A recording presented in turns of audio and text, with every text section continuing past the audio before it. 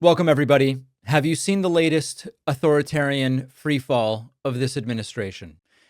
It doesn't make me happy to come here and have to report to you that our worst fears are coming true, that we have yet another step towards total authoritarianism.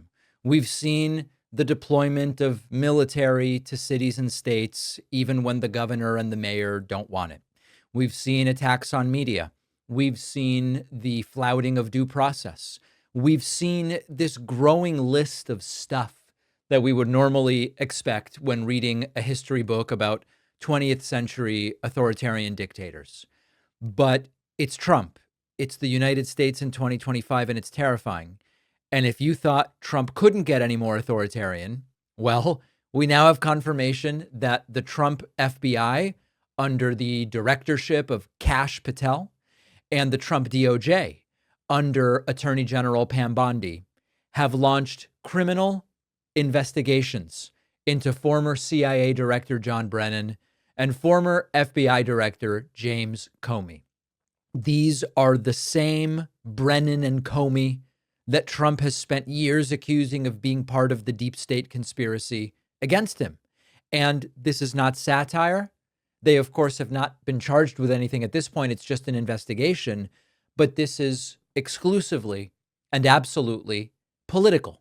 That's what this is about. And it is not lost on me that Trump is now doing what he accused Biden of doing to him without evidence. We're going to get back to that in a moment. These new investigations reportedly relate to the 2016 Russia probe. There's scant information about exactly what's going on. But all of this supposedly is about that Russia probe where multiple American intelligence agencies confirmed Russia interfered in the election of 2016 to help Donald Trump. It doesn't mean Trump and Vlad met personally to game out how Russia would help Trump. It's simply Russia had a preference for Trump over Hillary. There's nothing special about that. The way Russia had a preference for candidates all over the world. And in the way that Russia knows how to do, they tried to put their hands on the scale. That's it. It's not coordination between Trump and Putin. But that's that investigation where special counsel Robert Mueller did not find a conspiracy. In other words, the allegation was not that it involved Trump proactively, but documented 10 separate instances of Trump attempting to obstruct justice. That investigation, which found so much and recovered so much money and led to so many prosecutions, Trump has now decided it's payback time. The kicker is that this is what Trump said Biden was doing and would continue to do had he been reelected, or ultimately if Kamala Harris had been elected.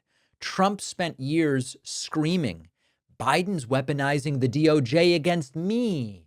Biden's weaponizing the DOJ against people who support me. And there was not a shred of evidence at the time for that.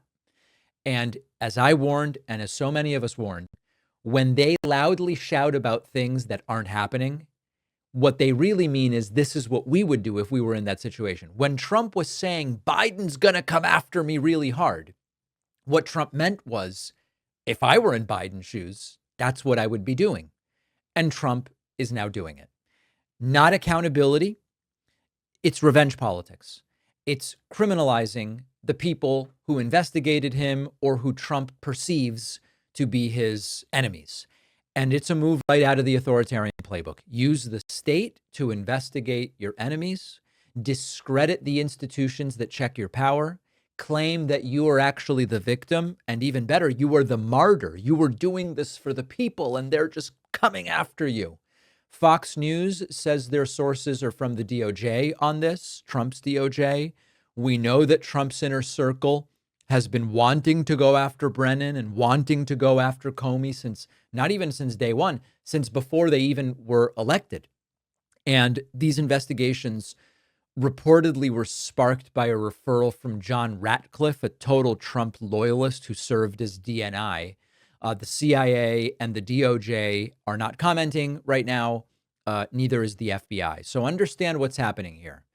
Did Brennan maybe make mistakes as CIA director? Sure, who doesn't? Did James Comey make mistakes? I mean, listen, one of the mistakes James Comey made was days before the 2016 election, after he had already previously held a press conference about the investigation into Hillary Clinton's emails, decided to hold an additional press conference, which was a factor. I'm not going to say it was the deciding factor, but the 2016 election was very close. Any one thing could be responsible for shifting 100,000 votes, which is all the election depended on at the end of the day. Comey decided, I'm going to do another press conference about the investigation into Hillary Clinton's emails.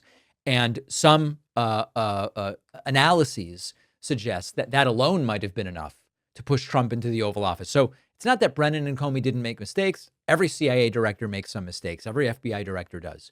But that doesn't mean that Trump now directing these investigations from the DOJ and FBI are a legitimate pursuit of justice. And in fact, when you look at Trump, we see this escalating pattern of using federal power to go after perceived enemies. Let me screw the states. I'm going to send in troops to California.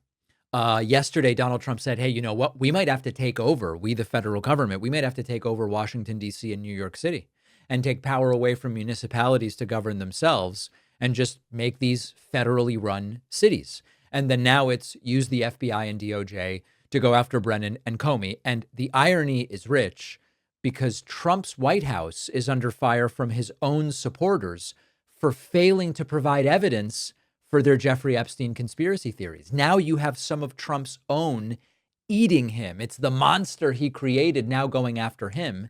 But meanwhile, even though they are saying these agencies are now bad and they are part of the cover-up, they, on the other hand, go, no, of course, the DOJ and FBI are great agencies to go after Brennan and to go after Comey. So what does Trump do? He always tries to change the subject. And now all of a sudden, instead of accountability for the perceived lies about the Epstein probe, which we'll get to later in the show, it's, well, let's do something that my people will like with the FBI and the DOJ. Let's sick them on Comey and let's sick them on Brennan. So justice, very much not. Trump trying to rewrite history, yes. And at this point, I mean, listen, I don't think I have to convince you that if they get away with this, it's not going to stop with Brennan and Comey. It never does, right? On what planet, in what country would it be? Let me take the incredible authoritarian step of weaponizing investigatory agencies against two political enemies and then just stop there. I'm going to be satisfied with that and never try this again. Of course not. So later in the show, we're going to be speaking with attorney Mark Elias. This is one of the things that I do want to talk to him about. You know, for weeks now, discussions have focused on Trump's big, beautiful bill and its potential Medicaid cuts. However, a far more dangerous, overlooked provision in the bill exists. At ground.news/Pacman, you'll discover what MAGA lawmakers quietly included, a provision that could block federal judges from enforcing court orders unless a bond is posted. And if this passes, it could render Trump above the law. This is a critical detail. It's largely unknown, and it really exemplifies this flood the zone strategy of the Trump administration. Now, this is why ground news is essential. It really is the best way to uncover buried information by showing you not just the story, but its origins across the political spectrum. You can see bias ratings, credibility scores, coverage timelines, and their browser extension also will flag potential bias when you're on a news site, sort of guiding you to more reliable sources for fact checking. Ground News gives you a smarter and more reliable way to stay informed. I'm partnering with them to give you 40% off their unlimited Vantage plan, which makes it just $5 a month. Visit ground.news/Pacman, scan the QR code, or use the code Pacman in the app to start. The link is in the description.